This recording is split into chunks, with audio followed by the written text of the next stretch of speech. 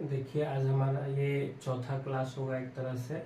और इसमें हम आज क्या क्या पढ़ेंगे, तो जो पहले पढ़े हैं पहले उसका हम थोड़ा रिवीजन कर लेते हैं शुरू से लेके अब तक क्या क्या हुआ है। कल हम लोग प्रस्तावना पढ़े थे, फिर उसको देख लेंगे। फिर उसके बाद आज क्या पढ़ेंगे, तो आज हम पढ़ेंगे जो हमारे संविधान में अनुसूचियां हैं, वो अनुसूचियों के बारे में पढ़ेंगे। और उसके बाद हम क्या करेंगे, स्रोत क्या क्या है हमारे संविधान का, जहाँ से हम बाहर से लिए हैं वो देखेंगे। और उसके बाद थोड़ा भाग डिस्कस करेंगे, फिर कल जाके इसको कंप्लीट करेंगे।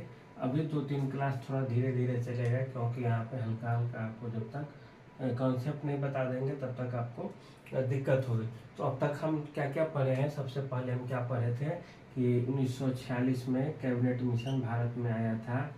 उसके बाद क्या हुआ था, कैबिनेट मिशन ने कहा भारत को कि आप अपना संविधान बनाइए। संविधान इसके लिए कैसे होगा, तो संविधान सभा का निर्माण होता है। क्या होता है उसमें, तो 389 लोगों के चुनाव की बात की जाती है कि ये हमारा कुल सीटों की संख्या होगा। इसमें चुनाव होते हैं और कांग्रेस कितनी सीटें जीत के आती है, तो कांग्रेस 208 सीटें जीत के आती है चुनाव में। इसके बाद काम शुरू हो जाता है। प्रारूप समिति के अध्यक्ष कौन थे संविधान सभा के, तो बाबा साहब भीमराव अंबेडकर थे। भीमराव अंबेडकर थे प्रारूप समिति के अध्यक्ष, जो संविधान का प्रारूप बाद में तैयार करते हैं।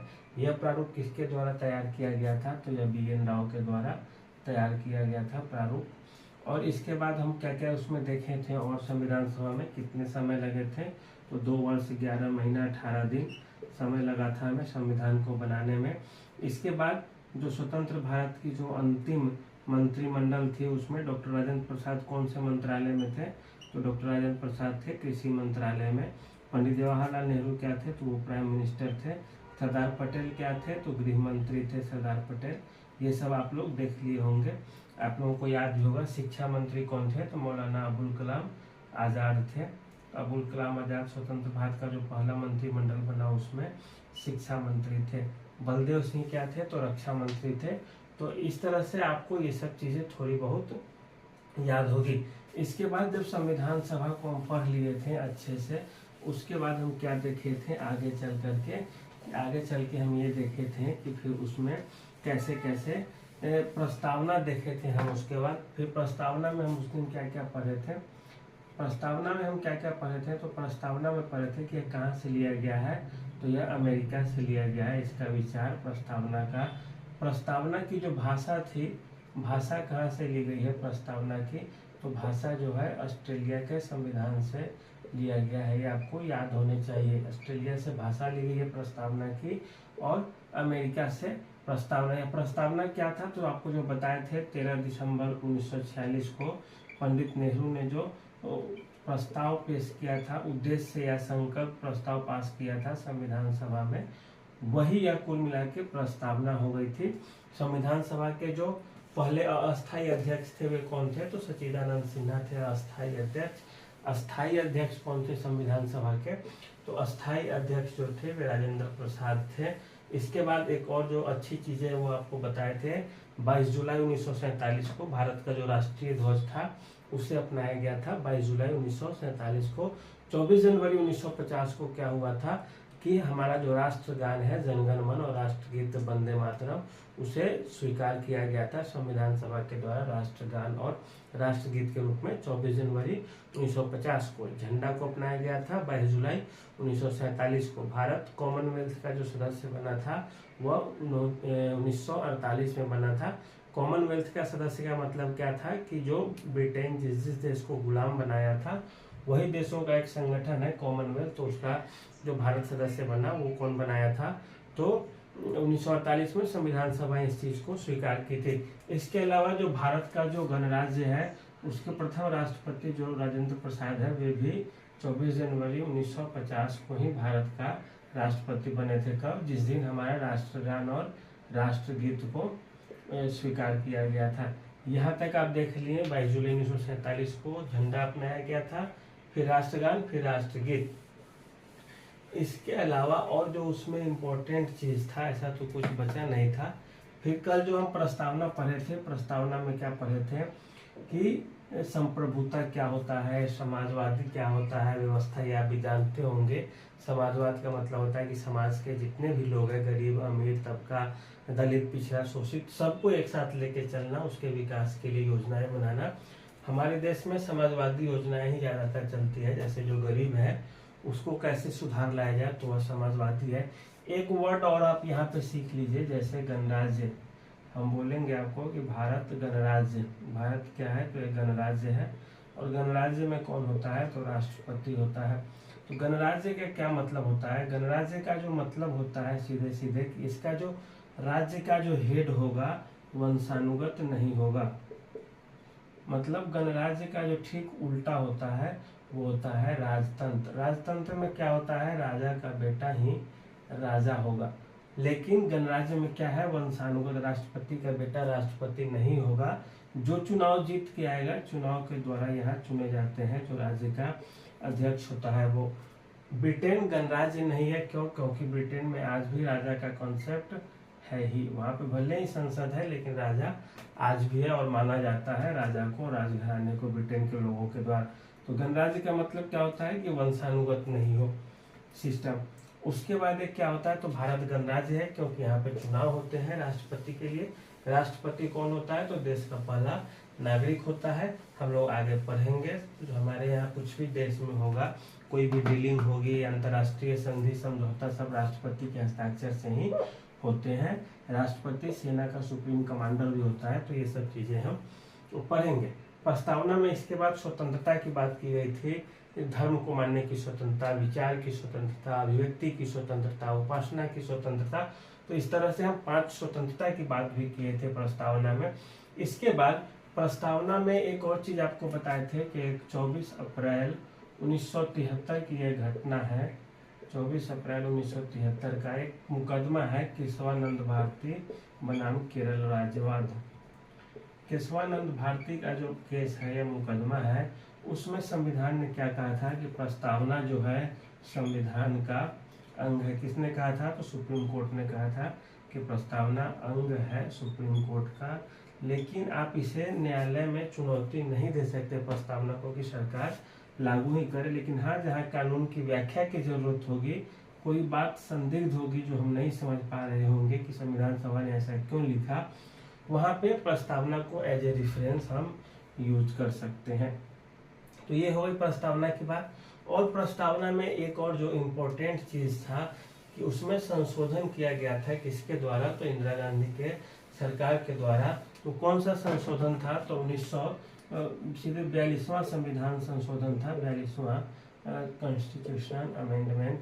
तो 42वां जो संविधान संशोधन था, इसे मिनी संविधान भी कहा जाता है। परीक्षाओं में पूछा जाता है किस संविधान संशोधन को मिनी संविधान, किस संविधान संशोधन को मिनी संविधान अर्थात छोटा संविधान कहा जाता है। तो 42वां संविधान संशोधन अधिनियम 1976 को। ऐसा क्या है, 42वां संविधान संशोधन का आपको थोड़ा हिस्ट्री हम बता दें कि 1975 में इंदिरा गांधी इमरजेंसी लगा दी थी। इंदिरा गांधी इलाहाबाद से चुनाव लड़ी थी और वहां पे चुनाव जीती थी। किसी तरह से धांधली वांधली करके हाई कोर्ट ने प्रूफ किया कि इंदिरा गांधी ने धांधली करके सरकारी मशीनरी तक का उपयोग करके चुनाव जीती है और चुनाव को इनके नल एंड वॉइड कर दिया जाता है। मतलब उनका जो इलेक्शन है उसको कैंसिल कर दिया जाता है। जैसे ही चुनाव कैंसिल होता है, उनको लगता है शायद कि कुर्सी उनकी खतरे में है, वो सीधे सीधे इमरजेंसी लगा देती है भारत में। और जो इमरजेंसी लग जाता है 1975 में, फिर कई सारे जो मौलिक अधिकार थे लोगों के उसे हटा दिया जाता है। आपसे ये भी पूछा जाएगा पहला इमरजेंसी कब लगा था भारत में, आंतरिक अशांति को आधार बना दिया गया था यहाँ पे, और उस पर लगा दिया गया था जो एक तरह से असंवैधानिक जिसे बताया गया। और इस इमरजेंसी के बाद क्या हुआ, 1976 में सीधे सीधे इंदिरा गांधी की सरकार ने जो मन हुआ वो संविधान संशोधन कर दिया एक तरह से। और 1976 में जब संशोधन हो जाता है तो उसे ही 42वां संविधान संशोधन कहा जाता है। इसी के माध्यम से आप पढ़ेंगे एक मौलिक कर्तव्य, हम पढ़ेंगे थोड़ा देर बाद, या थोड़ा देर बाद तो नहीं, कुछ क्लास बाद मौलिक कर्तव्य पढ़ेंगे। फिर मौलिक कर्तव्य भी यहीं से आया है, 42वां संविधान संशोधन के माध्यम से ही संविधान में जोड़ा गया है। सरदार स्वर्ण सिंह समिति की सिफारिश में मौलिक कर्तव्य जोड़ा गया था। तो 42वां संविधान संशोधन के माध्यम से कई सारी चीजें आएंगी, तो बार बार आएगा ये आपको पढ़ने के लिए, तो आप याद रखेंगे 42वां संविधान संशोधन 1976 में हुआ था और इसे मिनी संविधान संशोधन कहा जाता है। और ठीक इसी के माध्यम से प्रस्तावना में भी 3 चीजें जोड़ी गई थी। क्या क्या? तो समाजवादी मतलब देश सारे समाज के लोगों को लेके एक साथ चलेगा, सबके विकास की योजना बनाएगा, समाजवादी था एक, और एक था पंथ निरपेक्ष। वर्ड पंथ निरपेक्ष का मतलब क्या होता है कि राज्य का अपना कोई धर्म नहीं होगा, राज्य सभी धर्म को एक भाव से देखेगा। राज्य समाजवादी शब्द था, पंथ निरपेक्ष शब्द था, और एक शब्द था राष्ट्र की अखंडता। राष्ट्र की अखंडता शब्द भी 42वां संविधान संशोधन के माध्यम से जोड़ा गया। तो कुल मिलाकर यही है प्रस्तावना अब तक जो हम लोग पढ़े हैं वो। उम्मीद है आपका फिर से एक बार रिवाइज हो गया है होगा। और ऐसा हम इसलिए करते हैं क्योंकि आपको हम कभी ये नहीं कहते हैं कि आप लिखिए, जो चीज़ें हम लिख रहे हैं या किसी बुक से रेफरेंस लेकर पढ़िए, वो सब बाद में बताएंगे कि किस बुक से पढ़ना है आपको, थोड़ा बहुत रेफरेंस के लिए। बाकी जो चीज़ें काम की चीज़ें हैं वो आपको हम यहाँ पे करा देंगे। तो प्रस्तावना के बारे में समझ गए अब तक कि इसकी भाषा कहाँ से ली गई है, तो ऑस्ट्रेलिया के संविधान से ली गई है। यह क्या है प्रस्तावना, तो हमारे संविधान में क्या होगा, कैसा होगा, क्या उद्देश्य है, क्या मकसद है, वो लिखा गया है। यह कमोबेश क्या है, तो संविधान सभा में जो नेहरू ने संकल्प प्रस्ताव पारित किए थे वही है यह कुल मिलाकर। और दूसरी बात है कि 42वें संविधान संशोधन के माध्यम से इसमें क्या जोड़ा गया, इसमें समाजवादी, पंथ निरपेक्ष और राष्ट्र की अखंडता शब्द जोड़ा गया है। और इसके बाद क्या एक बच जाता है, तो 42वां संविधान संशोधन हो ही गया। और इसमें कुछ कुछ जो शब्द है, जैसे संप्रभुता, तो आप समझिएगा राज्य अपना एक्शन लेगा, और मतलब राज्य कुछ भी निर्णय ले सकता है, वह संप्रभुता है राज्य के पास। उसके बाद और क्या, गणराज्य अभी बताया आपको। गणराज्य का मतलब क्या होता है कि जो राज्य का शीर्ष होगा या हेड ऑफ द स्टेट जो होगा वो वंशानुगत नहीं होगा, बल्कि चुनाव से चुने जाएंगे, और भारत का कोई भी नागरिक हो सकता है। भारत का जो राज्य का प्रमुख है या भारत का जो हेड ऑफ द स्टेट होगा वो कोई भी व्यक्ति हो सकता है। राष्ट्रपति जैसे बनेगा वो हो जाएगा, वो चुनाव होते हैं उसके लिए। अब हम एक चीज पढ़ते हैं यहाँ पे जो आपसे सीधे सीधे पूछा जाता है परीक्षाओं में कि अनुसूची क्या होती है। तो अब देखिए इसमें क्या है कि हमारे संविधान में, जब संविधान हमारा बना था तो मूल रूप से 8 ही अनुसूची हुआ करती थी उस समय। अब 8 अनुसूची हुआ करती थी, लेकिन अभी क्या है, इसकी संख्या 12 है। अनुसूची का मतलब क्या है, अनुसूची का मतलब है कि क्या क्या इसमें वर्णन किया गया है किस किस चीज का। तो इसमें हम 1 से लेके 12 तक की चर्चा अभी हम करेंगे आपसे। तो इसमें अनुसूची है, तो इसमें पहली अनुसूची है। पहली अनुसूची में किस चीज का वर्णन है, पहली अनुसूची में राज्य और संघ का चर्चा है कि भारत का जो संघ होगा, जो भारत के राज्य होंगे उसके क्या क्या होगा, और उसके जो घटक राज्य होंगे भारत का वो क्या क्या होगा। अब यहाँ पे आप देखिए अनुसूची। अब अनुसूची के स्तर पर आपको क्या क्या पढ़ना है, तो पहला क्या होगा, पहला अनुसूची में क्या लिखा हुआ है, पहली अनुसूची में है कि भारत में जितने भी राज्य हैं, भारत संघ के जो राज्य हैं उसके बारे में यहाँ पे चर्चा की गई है।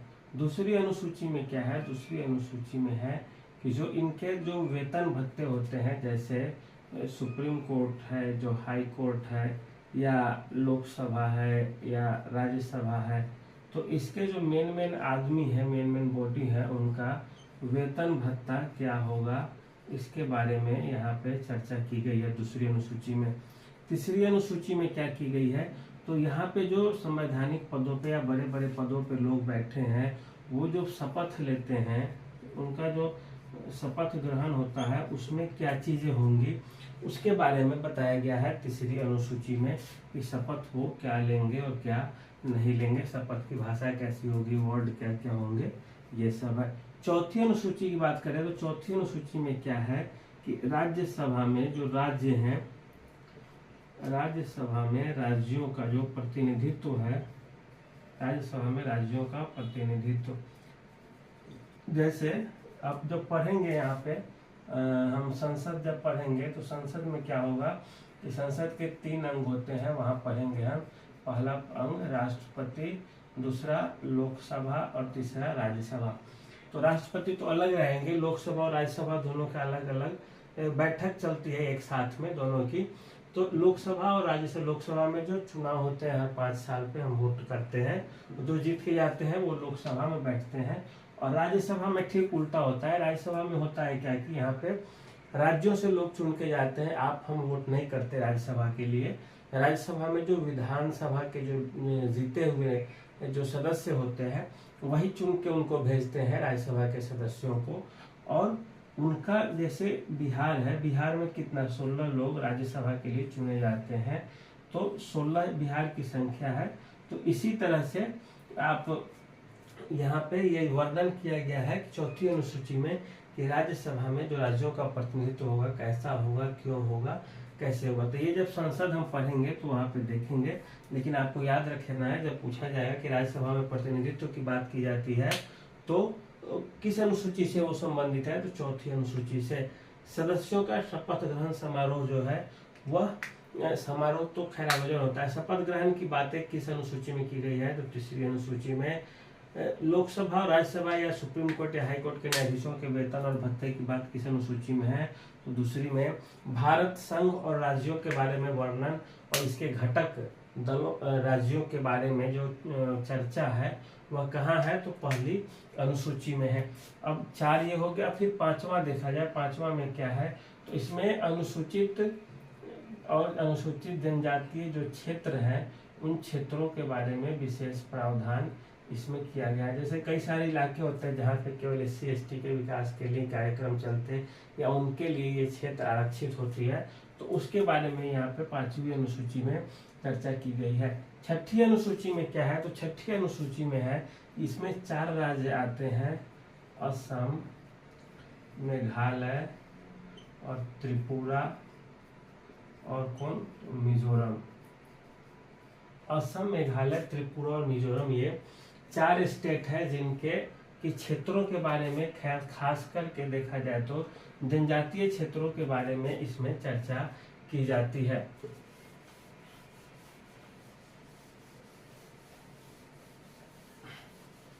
अब तक आप समझ गए 1ली अनुसूची में क्या है, भारत संघ और उसके घटक राज्यों के बारे में 1ली अनुसूची में चर्चा है। 2री अनुसूची में क्या है, उनके वेतन एवं भत्ते, जैसे सुप्रीम कोर्ट के चीफ जस्टिस है, जस्टिस है, हाई कोर्ट के जस्टिस है, चीफ जस्टिस है, लोकसभा अध्यक्ष है, राज्यसभा अध्यक्ष, सभापति, उपसभापति वगैरह, तो उनके जो वेतन और भत्ते हैं उसके बारे में 2री अनुसूची में बात की गई है। 3री अनुसूची में क्या बात की गई है, तो 3री अनुसूची में शपथ ग्रहण, जैसे जो शपथ ग्रहण का जो होता है कि हम क्या भाषा होगी शपथ ग्रहण में, या आपसे सीधे पूछा जाएगा 3री अनुसूची किस चीज से संबंधित है, तो संवैधानिक पदों पे जो लोग बैठे हैं एक तरह से उनके शपथ को लेकर के है, शपथ ग्रहण को लेकर के है कि वो क्या क्या शपथ लेंगे। उसके बाद 4थी अनुसूची क्या होती है, तो राज्यों का राज्यसभा में जो राज्यों का प्रतिनिधित्व है उसे लेकर 4थी अनुसूची है। 5वीं अनुसूची क्या है, तो 5वीं अनुसूची सीधे सीधे अनुसूचित जाति और जनजातीय क्षेत्रों के विकास के लिए बात की गई है उसमें। 6ठी अनुसूची क्या है, 6ठी अनुसूची केवल 4 राज्यों असम, मेघालय, त्रिपुरा और मिजोरम के कुछ क्षेत्रों, जैसे मिजोरम का 3 क्षेत्र है यहाँ पे, चकमा, मारा, लेई। मिजोरम में 3 क्षेत्र हैं और उस 3 क्षेत्र को लेकर के चर्चा की जाती है। चकमा है, मारा है और लेई, 3 जनजातीय क्षेत्र है मिजोरम में, जिसके शासन या प्रशासन के लिए एक अलग से ही व्यवस्था की गई है और इसी व्यवस्था के अंतर्गत वहाँ का शासन संचालित होता है। त्रिपुरा में बस केवल एक ही है, असम में फिर 2-3 आ जाता है और मेघालय में भी 3 है, गारो, खासी, जयंतिया। मेघालय में गारो, खासी, जयंतिया। तो ये हम क्या होगा, तो ये हम आगे पढ़ेंगे, अभी इसका कोई लेना देना नहीं है। अब क्या है 6ठी, अब 7वीं अनुसूची पढ़ते हैं हम, ये काफी इम्पोर्टेंट है। 7वीं अनुसूची में क्या है कि जो शक्तियां हैं राज्य या केंद्र की उसका बंटवारा किया गया एक तरह से 7वीं अनुसूची का। तो 7वीं अनुसूची में जो विषय है उसे 3 भागों में बांटा गया है। किस किस में बांटा गया है? तो संघ सूची, उसके बाद राज्य सूची और फिर से समवर्ती सूची। ये काफी इम्पोर्टेंट होता है 7वीं अनुसूची। क्यों? क्योंकि इसमें संघ में जितने भी जो विषय होंगे, पहले 97 थे, अब शायद 100 हो गए हैं। तो संघ सूची में क्या होता है, इसमें ऐसे ऐसे विषय दिए गए हैं जिस पर केवल और केवल संघ ही कानून बना सकता है। संघ कहे तो भारत की सरकार अर्थात केंद्र की सरकार कानून बना सकती। राज्य सूची के विषयों पर केवल राज्य ही कानून बना सकते, केंद्र कानून नहीं बना सकता। समवर्ती सूची क्या है? अब इसमें मान लीजिए जो चीजें संघ और राज्य दोनों के लिए जरूरी है और उस पर यदि कानून बनाने हैं तो फिर हम कहाँ जाएंगे? तो इसी के लिए क्या किया गया है कि समवर्ती सूची का प्रावधान किया गया है। समवर्ती सूची में ऐसे विषय भी आएंगे जिसका कहीं भी वर्णन नहीं है, न संघ में है न राज्य में है। तो जैसे जब संविधान सभा बन रही थी तो उस समय कंप्यूटर नहीं था। बाद में कंप्यूटर अगर आता है तो फिर वो किस सूची में जाएगा? तो वो समवर्ती सूची में चला जाएगा। अब राज्य सूची का विषय संघ में या संघ का विषय राज्य में यदि करना हो तो इसके लिए फिर आपको संशोधन करना होगा संविधान में। हो सकता है बशर्ते कि केशवानंद भारती केस में जो सुप्रीम कोर्ट ने कहा है कि आप संविधान के जो आधार है उससे छेड़छाड़ नहीं कर सकते हैं। फिर इसके बाद राज्य सूची में 66 विषय थे जब संविधान लागू हुआ, लेकिन धीरे धीरे समय के साथ सरकार को लगा कि अब ऐसा करना सही नहीं है, तो फिर 61 हो गई है अभी वर्तमान में राज्य सूची के विषय को हटा करके। राज्य सूची में कौन कौन सा विषय आता है? तो स्वास्थ्य राज्य सूची का विषय है, ये आप जानते होंगे। तो स्वास्थ्य राज्य सूची का विषय है। इसके अलावा राज्य के लिए एक और चीज है जो कृषि, कृषि भी राज्य का विषय है। जेल राज्य का विषय है। पुलिस राज्य का विषय है। राज्य का जो व्यापार है वो किसका है? तो राज्य का अंदर जो व्यापार होता है, वाणिज्य होता है, वो सारे के सारे राज्य सूची के विषय है। संघ सूची में क्या क्या है? रक्षा, जैसे तीनों सेना केंद्र सरकार के अंतर्गत आती है। रक्षा हो गया, विदेश मामला हो गया। अब ये नहीं कि भारत की सरकार विदेश से कोई गठबंधन कर रही है, कोई जो समझौता कर रही है तो राज्य भी बोले, उत्तर प्रदेश बोले कि हम भी कर लेंगे अमेरिका से, बिहार बोले कि हम जापान से कर लेंगे, मध्य प्रदेश बोले कि कल को नहीं हम सिंगापुर से जा रहे हैं समझौता करने, तो नहीं कर सकती राज्य बिना केंद्र के परमिशन के। तो विदेश के जो मामले हैं, रक्षा का मामला है, वो सब केंद्र का है। परमाणु मामले किसका है? संघ सूची का विषय है। रेल किसका है? तो रेल भी संघ सूची का विषय है। जो ट्रेन है वो केंद्र सरकार का है। हाँ, उसकी जो सुरक्षा करना की जो जिम्मेदारी होती है रेल की, वह राज्य सरकार की होती है। क्योंकि रेल में देखेंगे आप 2 तरह के पुलिस मिलेंगे आपको, एक आरपीएफ और दूसरे जीआरपी। तो आरपीएफ का मतलब क्या होता है कि रेल का प्रोटेक्शन किया जाए, यात्रियों का सुरक्षा किया जाए, रेल का सुरक्षा किया जाए। और जीआरपी क्या है? जैसे केस मुकदमे की जब बात आएगी तो यह जीआरपी की जिम्मेदारी है। और ये जीआरपी जो होते हैं राज्य सरकार की, संबंधित राज्य की सरकारों की पुलिस ही होती है एक तरह से, जो कुछ दिन के लिए ड्यूटी पे आई रहती है जीआरपी में और वो ड्यूटी करते रहती है। तो रेल जो है वो केंद्र का है। इसके अलावा जो डाक है, डाक विभाग भी जो है, पोस्ट ऑफिस जिसे कहा जाता है, वो केंद्र सरकार के विषय में आता है। रेल केंद्र का विषय है। परमाणु केंद्र का विषय है। विदेश और रक्षा, ये सारी चीजें जो है वो केंद्र सरकार के अंतर्गत आती है। अब जो 7वीं अनुसूची है, 7वीं अनुसूची में आप क्या क्या पढ़े हैं कि संघ हो गया, राज्य हो गया, और उसके बाद संघ राज्य के बाद क्या था, एक पढ़े थे समवर्ती सूची। तो समवर्ती सूची जो हम पढ़े हैं, तो संघ सूची में आप समझ गए क्या क्या है, राज्य सूची में आप समझ गए क्या क्या है। समवर्ती सूची में देखिए ऐसे विषय आते हैं जिसपे राज्य और केंद्र दोनों कानून बना सकती है, या ज्यादा इम्पोर्टेंट किसके लिए है या क्या किस चीज का इम्पोर्टेंस ज्यादा है उस पर यहाँ पे फोकस किया जाता है समवर्ती सूची पे। तो समवर्ती सूची पे कौन कौन से विषय होंगे, तो समवर्ती सूची में होंगे, अब जैसे दहेज प्रथा के लिए कोई कानून बनाना है, विवाह के लिए बनाना है। अब जैसे लॉ एंड ऑर्डर जो है वो क्या है, राज्य का विषय, लेकिन 3 तलाक जो था, तलाक तलाक तलाक कीजिए, उसका शादी विवाह का रिश्ता कैंसिल, तो उसे केंद्र सरकार ने कानून बना दिया 3 तलाक समाप्त करने के लिए, और एक तरह से लागू भी हो गया 3 तलाक के लिए कानून, और पूरे राज्य जो है वो मानने लगे। तो दहेज हो गया, विवाह हो गया। इसके बाद प्रेस जो अखबार है उसके लिए राज्य भी कानून बना सकते हैं और केंद्र भी बना सकते हैं। बिजली जो है उसके लिए राज्य भी कानून बना सकते हैं और केंद्र भी। इसके अलावा एक और जो सबसे बड़ी चीज है, शिक्षा समवर्ती सूची का विषय है। शिक्षा मतलब राज्य भी कानून बना सकते हैं शिक्षा को लेकर के, और केंद्र भी शिक्षा के लिए कानून बना सकते हैं। जैसे केंद्र के भी स्कूल है और राज्य के भी स्कूल है, एक तरह से देखिए। और जो शिक्षा के लिए जो नीतियां हैं, जैसे राज्य में स्टेट बोर्ड भी बना होता है, जैसे बिहार स्कूल एग्जामिनेशन बोर्ड भी है राज्य के लिए, और सीबीएसई भी है। सीबीएसई बिहार में भी काम करेगी और बिहार बोर्ड के लिए भी, लेकिन वही बिहार बोर्ड उत्तर प्रदेश में काम नहीं करेगा। क्यों? क्योंकि वह राज्य स्तरीय है। तो शिक्षा को इसीलिए समवर्ती सूची में डाला गया है, बिजली को समवर्ती सूची में, प्रेस, तलाक, विवाह, दहेज को समवर्ती सूची में। राज्य में क्या था? तो राज्य में पुलिस था, स्वास्थ्य था। स्वास्थ्य राज्य सूची का विषय है, आपको बता चुके हैं पहले भी। पुलिस था, स्वास्थ्य था। इसके अलावा राज्य के लिए जमीन, कृषि, खेती बाड़ी सब राज्य का विषय है। तो 7वीं अनुसूची हमें लगता है कि आप अच्छा से अब तक समझ गए होंगे। तो अब क्या हम करते हैं, अब देखते हैं 8वीं अनुसूची। 12 अनुसूची होती है, अब तक आपको बता दिए हैं। पहला में क्या है, भारत संघ का जो राज्य है और उसके जो मेन भूमिका है उसे लेकर पहली अनुसूची में बात किया गया है। भारत संघ के घटक राज्यों के बारे में पहली अनुसूची में, अर्थात भारत में 28 राज्य हैं।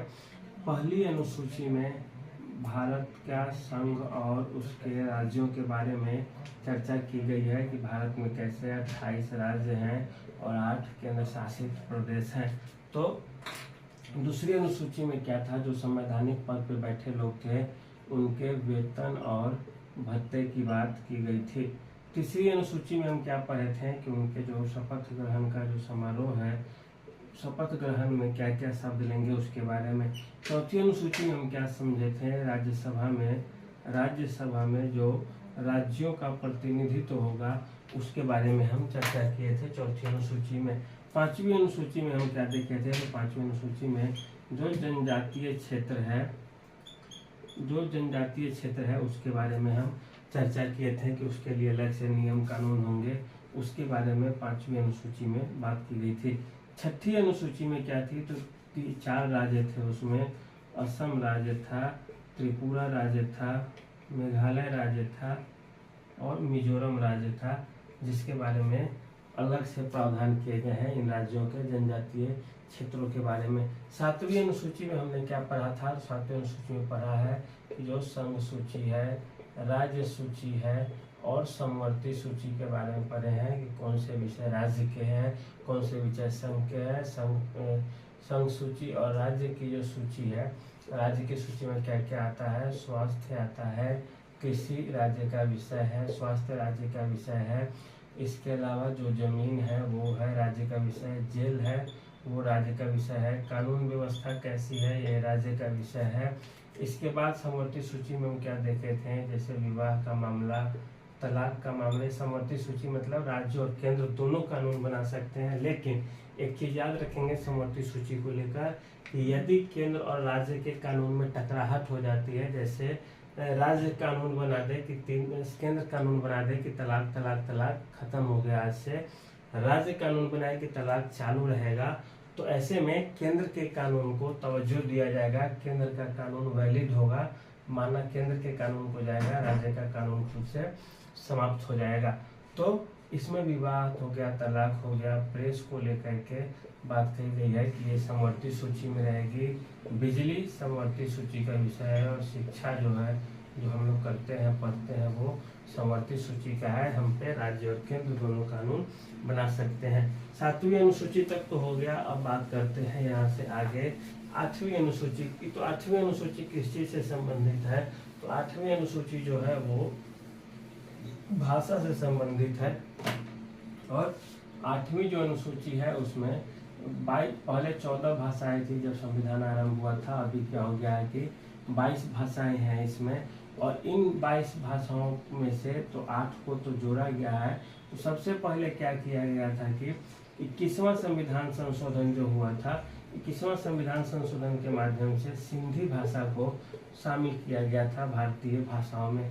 ये जो 22 भाषाएं संविधान में है वे वो भाषाएं हैं जिन्हें कि केंद्र सरकार मान्यता देती है। आप याद रखेंगे, जैसे आप संघ लोक सेवा आयोग या राज्य लोक सेवा आयोग या किसी भी लोक सेवा आयोग की परीक्षा देने जाएंगे तो आपसे इसी 22 भाषा में बोला जाएगा कि आप जवाब दीजिए। जैसे भोजपुरी भी एक बोली है, कुछ लोग उसे भाषा भी कहते हैं। तो आप सोचेंगे कि भोजपुरी में जाकर के हम क्या करें कि एग्जाम दे दें, भोजपुरी में लिखें, तो सरकार केंद्र की सरकार आपको अलाउ नहीं करेगी। लेकिन मैथिली में बोले कि आप हम एग्जाम देंगे, हम मैथिली में भी भाषा है, तो मैथिली में यदि आप जाएंगे एग्जाम देने तो क्या होगा, केंद्र सरकार कहेगी कि जाओ अलाउ है, क्योंकि मैथिली इन 22 भाषाओं में आती है। नेपाली ये भी आती है, सिंधी ये भी आती है। तो इस तरह से आप देखेंगे तो आप 22 भाषाओं का आप कॉन्सेप्ट समझ गए होंगे कि इसमें आप सरकारी कामकाज कर सकते हैं इन 22 भाषाओं में। अब है 21वां संविधान संशोधन के द्वारा सिंधी जोड़ा गया, फिर कितना हो गया 14 से 1 15 हो गया। उसके बाद फिर क्या हुआ तो 71वां संविधान संशोधन होता है, और इसके माध्यम से क्या होता है कि कोंकणी, मणिपुरी और नेपाली, कोंकणी, मणिपुरी और नेपाली 3 भाषाओं को जोड़ा जाता है 71वां संविधान संशोधन के माध्यम से। इसके बाद 92वां संविधान संशोधन होता है 2003 में, और इसके माध्यम से क्या किया जाता है तो फिर मैथिली, बोडो, डोगरी और संथाली को 22 भाषाओं की सूची में शामिल कर लिया जाता है। और इस तरह से कुल भाषाओं की संख्या कितनी हो जाती है तो 22 हो जाती है, या 8वीं अनुसूची के माध्यम से। एक छोटी सी अनुसूची 9वीं अनुसूची है, उसको यही समझ लीजिए।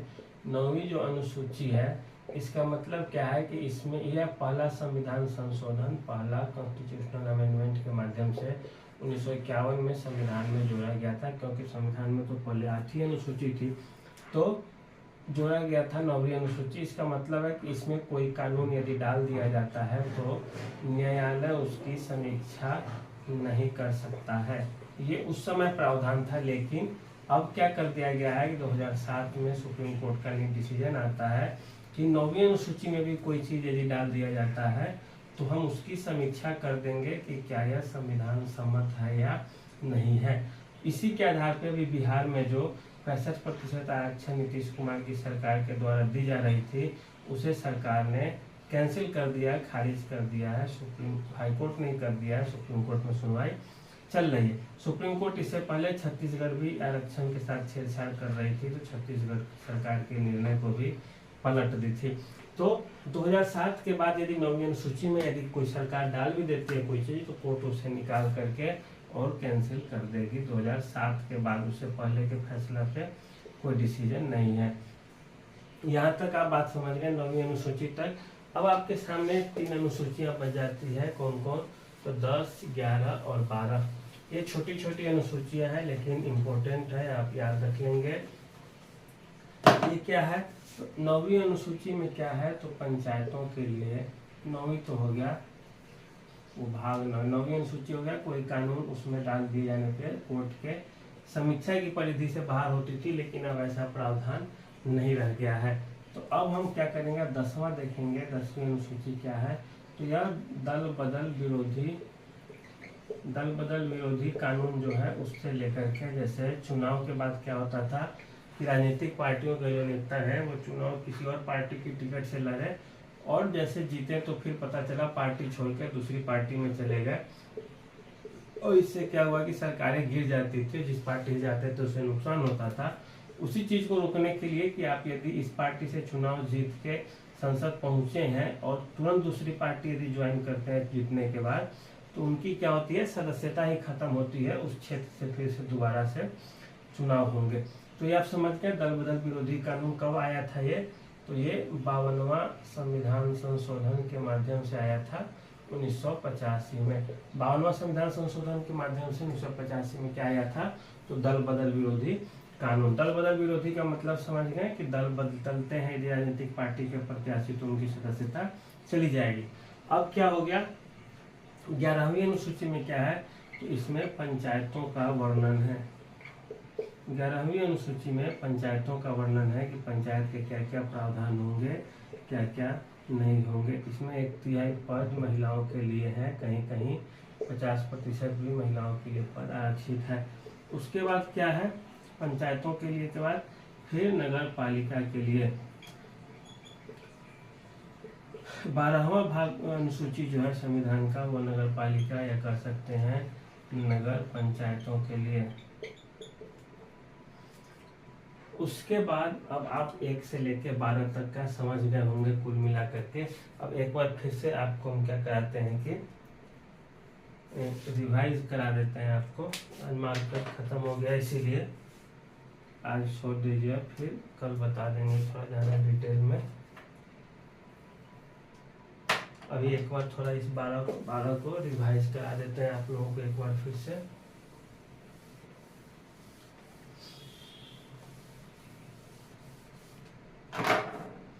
पहली अनुसूची में हम लोग क्या पढ़े थे, आप पढ़े हैं कि 22 अनुसूची है हमारे संविधान में। पहले कितनी थी, 8 + 4 हुई है बाद में जोड़ के।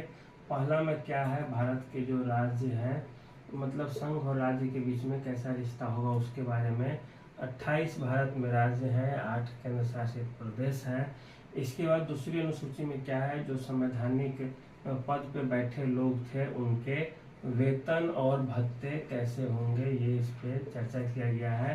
तीसरी अनुसूची में क्या चर्चा की गई है, तो तीसरी अनुसूची में उनके शपथ ग्रहण को लेकर के कि वे कौन कौन सी चीज शपथ लेंगे उसके बारे में। चौथी अनुसूची में क्या है, चौथी अनुसूची में है राज्यों का राज्यसभा में कैसा प्रतिनिधित्व होगा, राज्यसभा में कैसा प्रतिनिधित्व होगा, इसे लेकर के है। 5वीं अनुसूची आप याद रखेंगे क्या है, तो जनजातीय अनुसूचित जाति एवं जनजातीय क्षेत्रों के बारे में है, जनजातीय क्षेत्र के प्रशासन के बारे में है।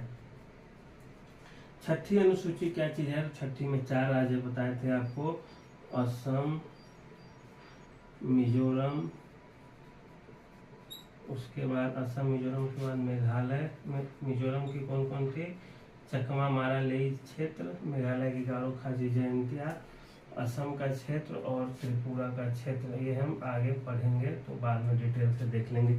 ये जो 4 है, त्रिपुरा, मेघालय, मिजोरम और असम, इन 4 राज्यों के जो पर जनजातीय क्षेत्र है, कुछ कुछ, पूरा नहीं राज्य, कुछ कुछ क्षेत्र है, तो उनके बारे में हम करेंगे। 6ठी अनुसूची हो गई। 7वीं अनुसूची में आप देख लेते हैं, संघ सूची थी, राज्य सूची थी और समवर्ती सूची थी। इसमें देखे थे कौन कौन विषय किसमें आते हैं। 8वीं अनुसूची किससे है, संविधान की 22 भाषाओं का जिक्र है इसमें, कैसे कैसे सबसे पहले सिंधी भाषा को जोड़ा जाता है, फिर मणिपुरी, कोंकणी और नेपाली को जोड़ा जाता है, फिर उसके बाद 92वां संविधान संशोधन अधिनियम 92वां संविधान संशोधन अधिनियम 2003 के माध्यम से मैथिली, संथाली, बोडो और डोगरी को जोड़ा जाता है। और इसके बाद फिर 9वीं अनुसूची में डालने पर क्या होता है, कोर्ट से वो बेचारा कानून फ्री होता है, लेकिन अब वो ऐसा नहीं है। 2007 के बाद यदि ऐसा कानून बनता है, इसमें डाल दिया जाता है, कोर्ट उसको निकाल के समीक्षा कर देगी। 10वीं अनुसूची में क्या था, तो दल बदल, जो नेता दल बदल के इधर उधर करते हैं उनके खिलाफ कानून बना है, उनकी सदस्यता चली जाएगी। अब ये कब से लागू हुआ, तो 52वां संविधान संशोधन अधिनियम 1985 के माध्यम से। उसके बाद 11वीं अनुसूची में क्या है, तो 11वीं अनुसूची में पंचायतों के बारे में कहा गया है। 12वीं अनुसूची में किस चीज़ के बारे में है, तो नगर पालिका या नगर निगम के चुनाव के बारे में कहा गया है। तो आज के लिए कुल मिलाकर इतना ही रहने दीजिए, बस। धन्यवाद।